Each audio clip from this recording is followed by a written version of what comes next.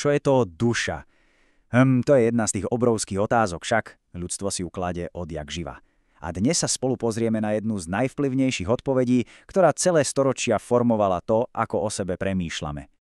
Dobre, tak poďme na to.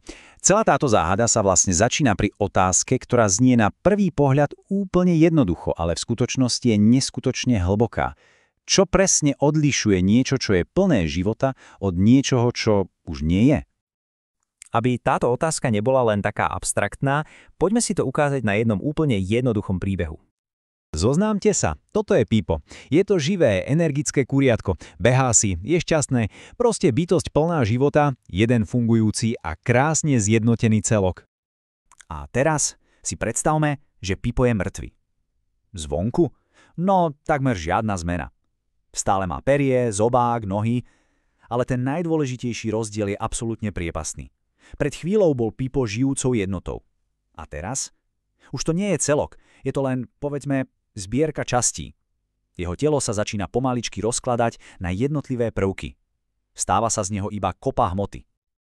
Takže, tu je tá kľúčová otázka. Čo zmizlo? Čo bolo to neviditeľné lepidlo, ktoré držalo všetky tie časti pohromade a robilo z Pipa jednotné, živé stvorenie? No a odpoveď, ktorú ponúka jedna veľmi vplyvná filozofická tradícia, nás privádza presne k pojmu duše. A tu je jej úplne kľúčová definícia v rámci tohto myslenia. Duša je presne ten oživujúci princíp.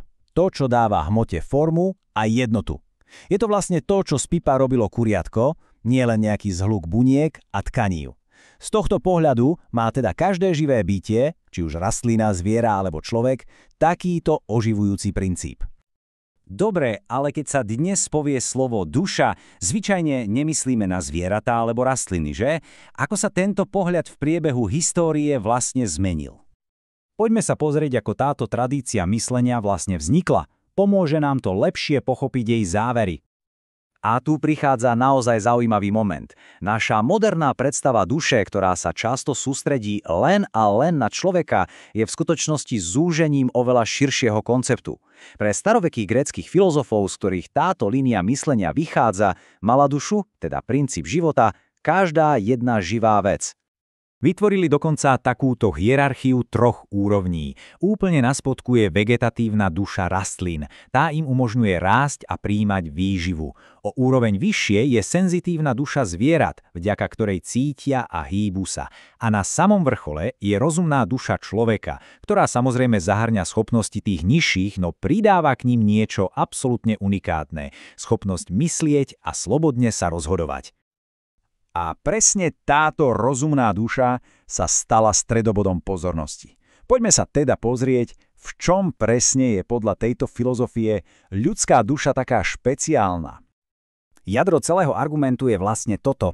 Ľudská duša je rozumná a to znamená, že má dve jedinečné duchovné schopnosti. Prvou je rozum, tá schopnosť poznávať pravdu a pracovať s abstraktnými pojmami, a tou druhou je vôľa, schopnosť slobodne si vyberať a milovať. No a práve tieto dve schopnosti, ako tvrdí táto filozofia, presahujú čisto fyzickú hmotu. Sú to skrátka prejavy duchovnej, nie materiálnej reality. A teraz pozor! Ak príjmeme tento predpoklad, že ľudská duša je duchovná, táto línia myslenia z neho odvodzuje dva skutočne prevratné závery. A tieto závery odpovedajú na dve najväčšie otázky, aké si len môžeme položiť. Odkiaľ prichádzame a kam smerujeme? Prvý záver sa týka pôvodu. Logika toho argumentu je asi takáto. Materiálne veci, napríklad náš mozog, môžu vytvárať len ďalšie materiálne veci. Elektrické impulzy, chemické reakcie a tak ďalej. Nemôžu však sami od seba vytvoriť niečo nemateriálne, duchovné, ako je napríklad schopnosť premýšľať o koncepte spravodlivosti. Z toho táto filozofia usudzuje, že duchovná duša musí mať duchovný pôvod. No a týmto pôvodom je, podľa tohto pohľadu, Boh. A druhý záver sa týka jej osudu. Argumentácia tu opäť stavia na tom kontraste. Pamätáme sa na Pipa? Jeho telo sa rozložilo, pretože sa skladalo z častí. Všetko materiálne sa skladá z častí a preto sa môže aj rozpadnúť. Avšak duchovná duša, podľa tejto tradície, je jednoduchá, nemá častí. Nedá sa rozbiť, nedá sa rozložiť ani zničiť. A z toho plynie záver, je nesmrteľná. Takže poďme si to celé zhrnúť. Začali sme pri otázke života a smrti a dušu sme identifikovali ako princíp jednoty. Videli sme, ako staroveká filozofia rozlišovala medzi dušou rastlín, zvierat a ľudí. Pri ľudskej duši sme sa potom zamerali na jej duchovné schopnosti, rozum a vôľu. No a z tohto predpokladu jej duchovnosti sme sledovali argument, ktorý vedie k dvom veľkým záverom. Že je stvorená priamo Bohom a že je nesmrteľná.